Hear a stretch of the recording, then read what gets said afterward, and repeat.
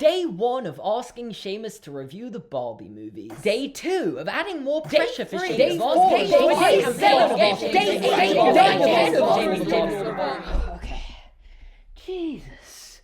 I don't think I have ever got this many requests for a video since I've started doing YouTube. Like, for the last 6 months, I'm pretty sure every video I've made has had a comment requesting this within the top 5 most liked comments. And you guys are going to be surprised to hear it, but I've already watched and loved the Barbie movie. I know this is unprecedented, but I'm going to give it a 10 out of 10. It is Sorry.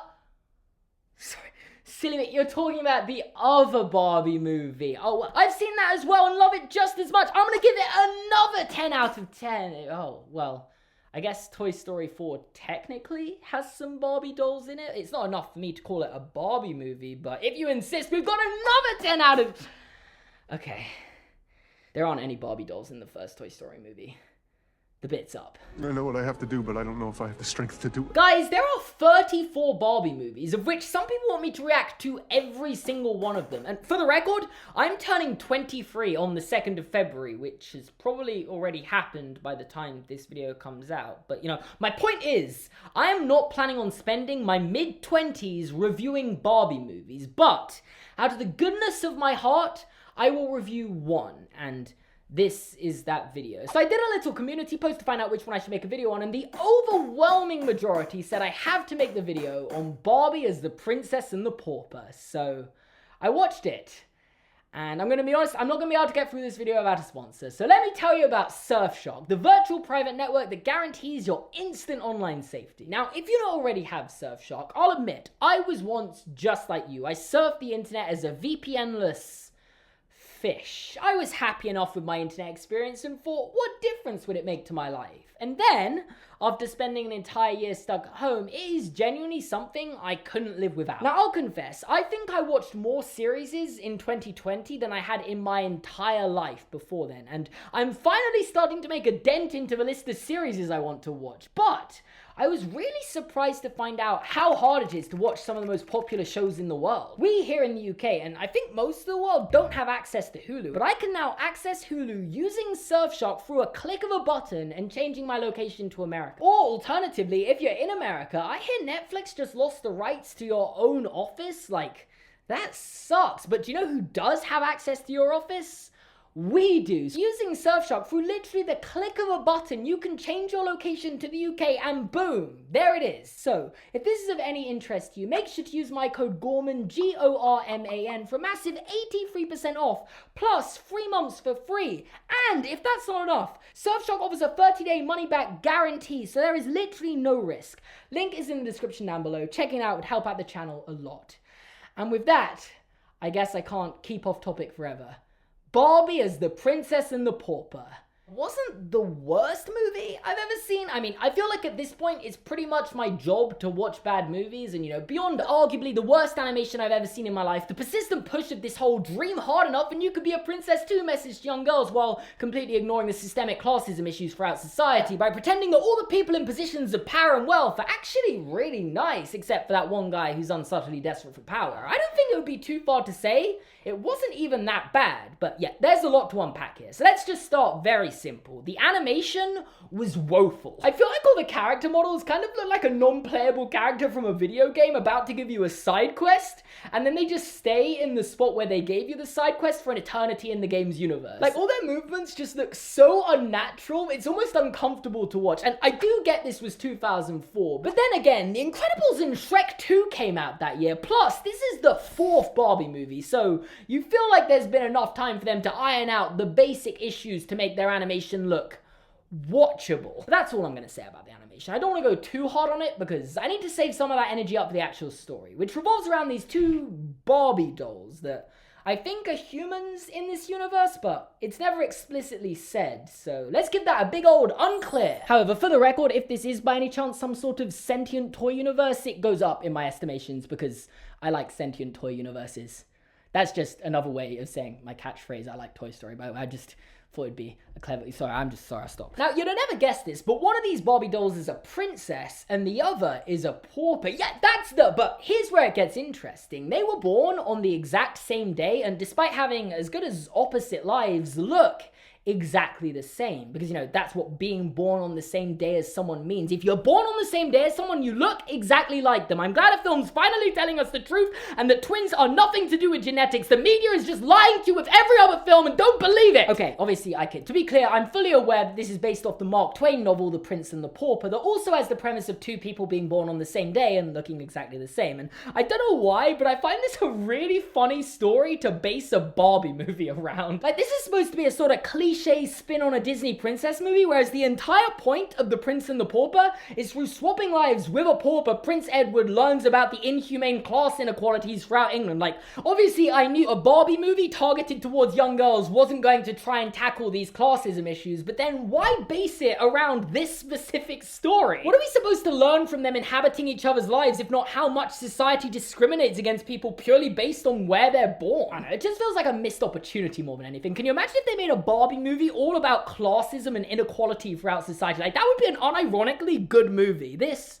not so much. We find out that both the girls hate their lives, and in the pauper's case, understandably, as she is literally a slave. And I'm not using the word slave lightly here. She is being forced to work for someone who she doesn't want to work for and doesn't get paid because her parents died owing this person a debt, and in that person's belief, that debt will never get paid off in her life, so therefore she must work for her for life. You know, just good old-fashioned slavery in a kid's film. Meanwhile, the princess hates her life because she has to marry a king and can't choose who she marries. And I do understand that is a problem, but they try and play it off like these are equally big problems. I'm just like, I'm savoring a first and last taste of freedom before getting married next week.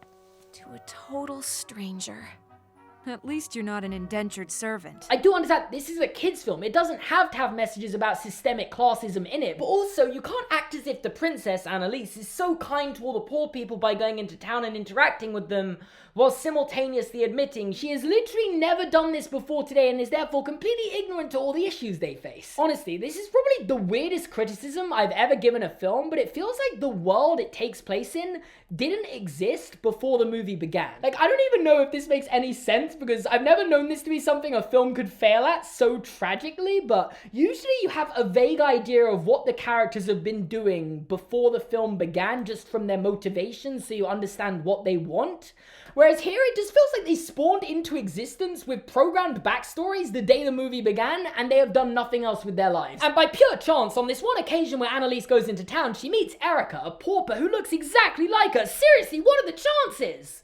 About 1 in 365. Unless they're both born on the 29th of February, then it's like 1 in 1,500, I think. But we're going to assume they're not, and then it's about 1 in 365, so, you know. Everyone looks the same if you're born on the same day. And so naturally, they break into a musical number about how different their lives are, with Erica literally telling her that she is basically a slave, and therefore they conclude, I'm just like you, I'm just like you, you're just like me.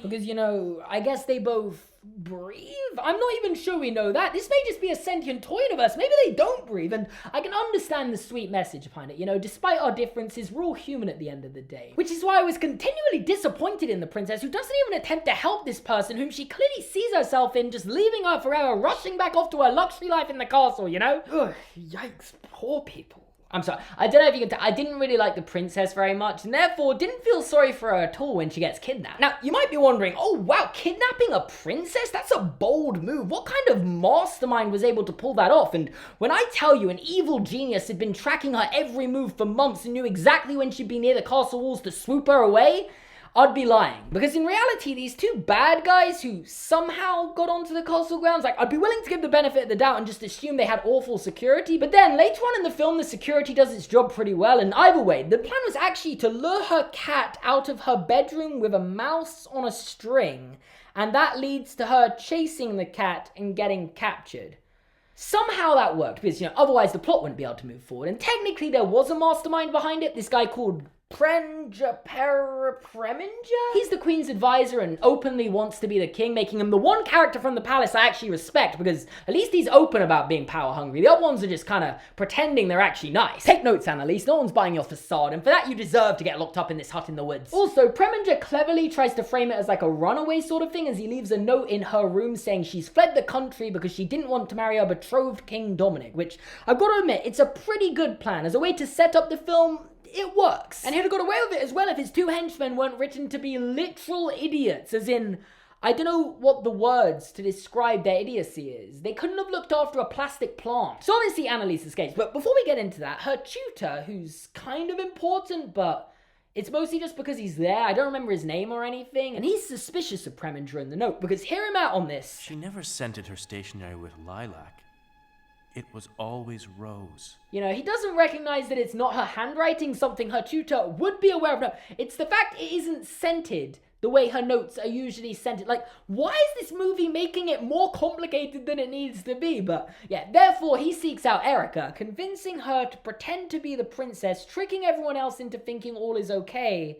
And that will lead Preminger to confess? That's the plan, apparently. I don't know why Preminger would confess if she escaped without ever finding out he was the mastermind. Like, couldn't he just kidnap her again? I don't know. Long story short, it didn't work. But we still get a 10-minute scene of him teaching Erica how to be a princess, which, I'm gonna be honest with you, I have watched way too many films about how to be a princess in the last year. Like, I'm really starting to question my life choices of what got me to this point. How do I know all the steps without even having to watch it? Like, you've just got to speak politely and eloquently, dress nicely, and marry the only man you know.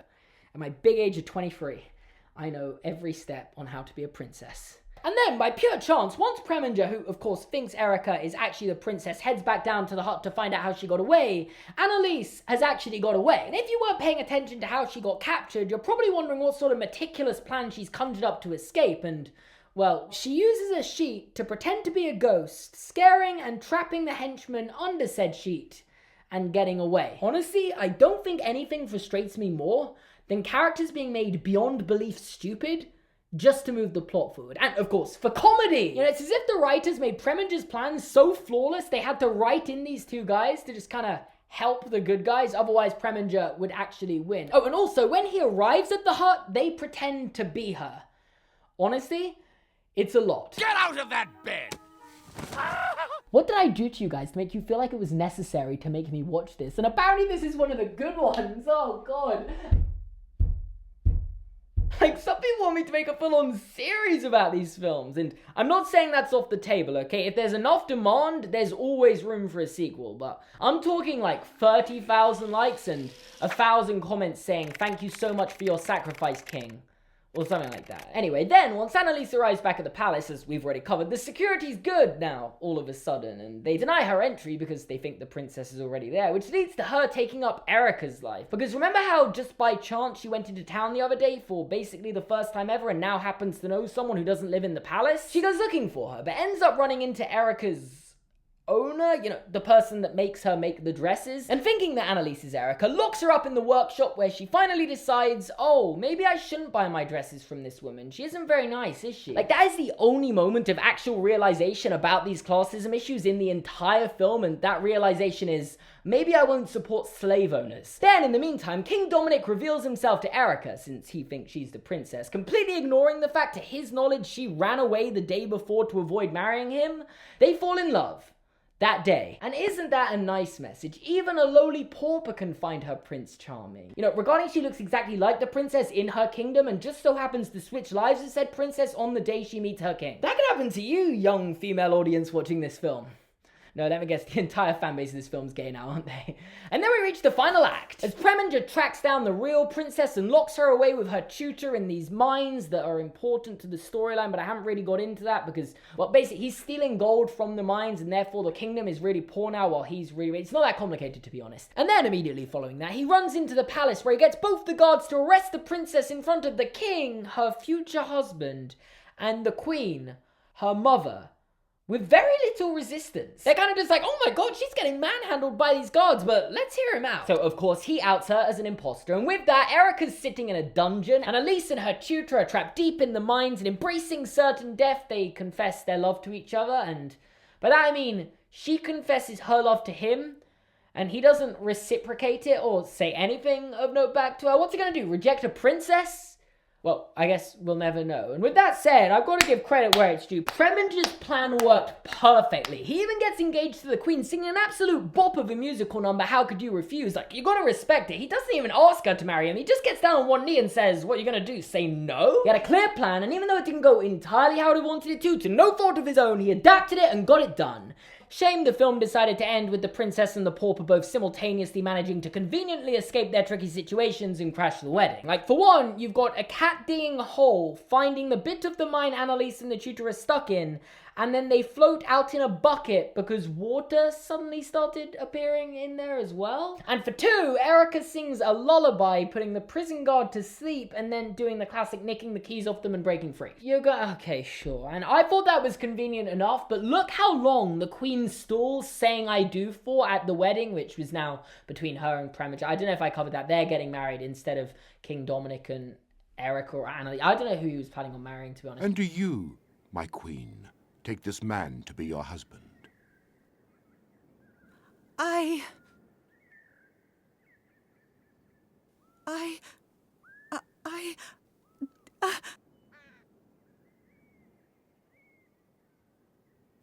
Wait! Wait! Stop the wedding, Mother. What do you mean she got interrupted before she got a chance to make the marriage official? She had like 20 seconds to say... I'm done. I am so done. In conclusion, I have watched one Barbie movie and found the socio-political commentary from it rather concerning. And that isn't a sentence I thought anyone would ever say, let alone myself. And there's a plane that has just ruined this one good take. I've been trying to get this take for 4 minutes, and a plane has ruined that. Thanks for watching this video. If you enjoyed it, make sure to leave a like. You can subscribe to my channel by clicking here. You can watch another video by clicking here. You can check out my Patreon here and in the description down below. May I just use that? Can I just use that? Me complaining about the plane. I don't even know what I was supposed to say. Just complaining about the plane works, right? Go watch my planes video. Yeah, okay, I'll see you soon.